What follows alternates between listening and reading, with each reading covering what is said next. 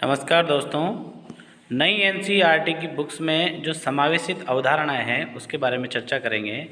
NCF 2005 की जो अवधारणा है वह इन पाठ्य पुस्तकों में समाहित की गई है, तो इनके बारे में हमें जानना बहुत ज़रूरी है क्योंकि जो नया कंपटीशन्स है, नए जो परीक्षाएं हैं, रीट हैं, अध्यापक संबंधित जितनी भी परीक्षाएं हैं उसमें इनमें से प्रश्न निश्चित रूप से पूछे जाएंगे। तो चलिए शुरू करते हैं।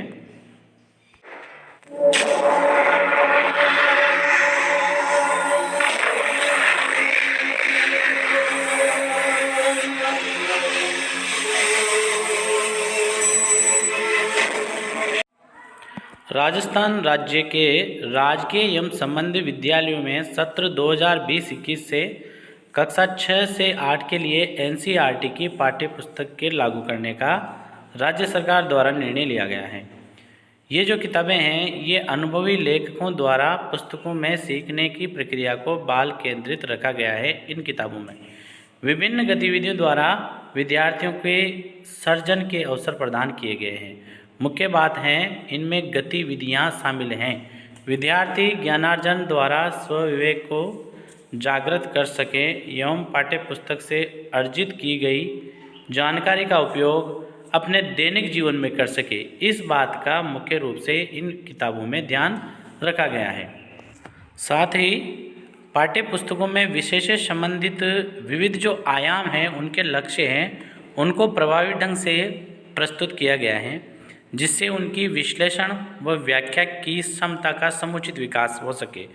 बच्चे किताब को पढ़कर उसे अपनी भाषा में व्यक्त कर सके, अपने विचारों में एक दूसरे तक पहुंचा सके, अपना जो सामान्य संप्रेषण है उसके माध्यम से ज्ञान को एक स्थान से दूसरे स्थान अर्थात एक व्यक्ति से दूसरे व्यक्ति तक आसानी से पहुंचाया जा सके और उनके दिमाग में ये ज्ञान चिरस्थायी बना रहे।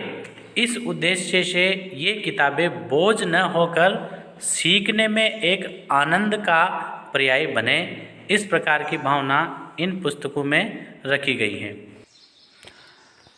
तो समग्र रूप से हम कह सकते हैं कि जो नई पाठ्य पुस्तक हैं उनमें 4 बातें निकलकर सामने आती हैं। एक तो बाल केंद्रित शिक्षा। इन किताबों में पूरा ध्यान बाल केंद्रित शिक्षा पर रखा गया है। दूसरी जो मुख्य बात है वो ये सामने आती है कि नई जो किताबें हैं इनमें जब आप खोल कर देखोगे तो इनमें गतिविधियां दी गई हैं। गतिविधियां इस प्रकार से दी गई हैं कि आप सामान्य संसाधनों के द्वारा अपने परिवेश में उपलब्ध साधनों से उन गतिविधियों को संपन्न करा सकते हो। और तीसरी जो महत्वपूर्ण बात है वो है स्वविवेक। बालक में स्वविवेक उत्पन्न हो सके और वह अपने आप सूचनाओं को समझ सके, उस गतिविधि में क्या सिखाया जा रहा है उसको समझ सके। चौथी महत्वपूर्ण बात है जो जानकारी वो प्राप्त करता है उसका दैनिक जीवन में किस प्रकार से उपयोग कर सके। तो ये 4 बातें नई पाठ्य पुस्तकों में शामिल की गई हैं। बाल केंद्रित गतिविधियां, स्वविवेक और जानकारी का उपयोग दैनिक जीवन में करना, ये नई पाठ्य पुस्तकों में मुख्य उद्देश्य रखे गए हैं। नई जो बुक्स हैं राष्ट्रीय शैक्षिक अनुसंधान और प्रशिक्षण परिषद नई दिल्ली ने अपनी जो किताबें हैं वो उपलब्ध कराकर हमारे राजस्थान राज्य में विद्यालय शिक्षा हेतु स्नेह व अध्ययन अध्यापन की प्रक्रिया को सच बनाने में बहुत सहयोग प्रदान किया है। तो ये याद रखना है कि जो नई किताबें छपी हैं इनमें योगदान देने वाली संस्था है राष्ट्रीय शैक्षिक अनुसंधान प्रशिक्षण परिषद नई दिल्ली। इन्होंने सहयोग दिया है, अपनी किताबें उपलब्ध करवाई है एसआईईआरटी को, जिसके फलस्वरूप राजस्थान में यह कार्य राजस्थान राज्य शैक्षिक अनुसंधान एवं प्रशिक्षण परिषद उदयपुर द्वारा किया गया है। एसआईईआरटी उदयपुर। नई पाठ्य पुस्तकों में राष्ट्रीय पाठ्यचर्या 2005 का क्या योगदान है, इस बारे में चर्चा करते हैं।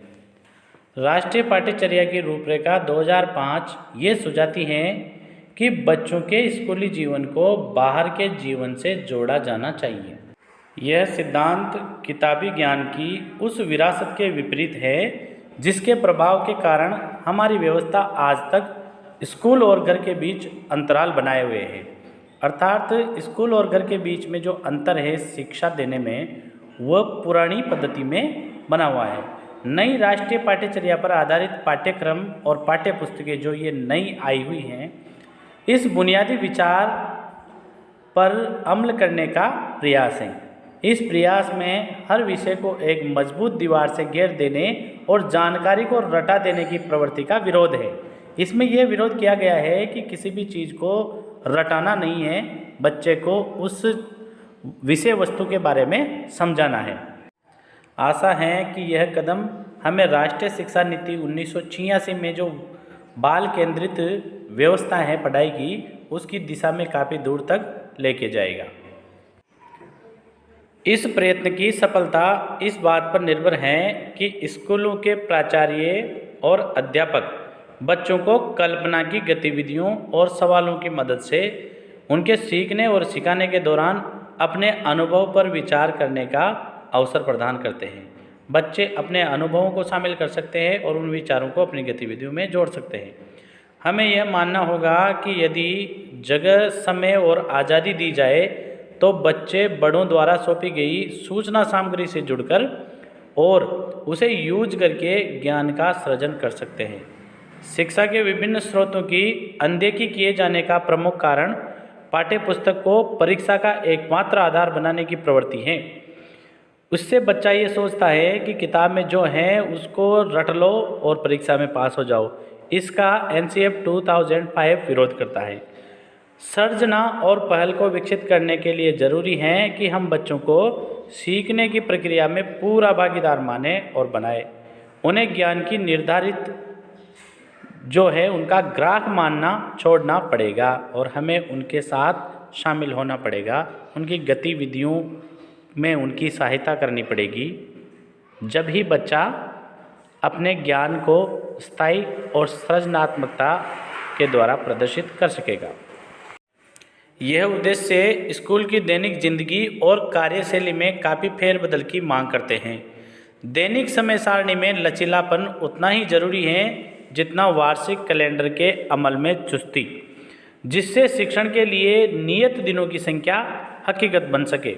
शिक्षण और मूल्यांकन की विधियां भी इस बात को तय करेगी कि यह पाठ्य पुस्तक स्कूल में बच्चों के जीवन को मानसिक दबाव तथा बोरियत की जगह खुशी का अनुभव बनाने में कितनी प्रभावी सिद्ध होगी।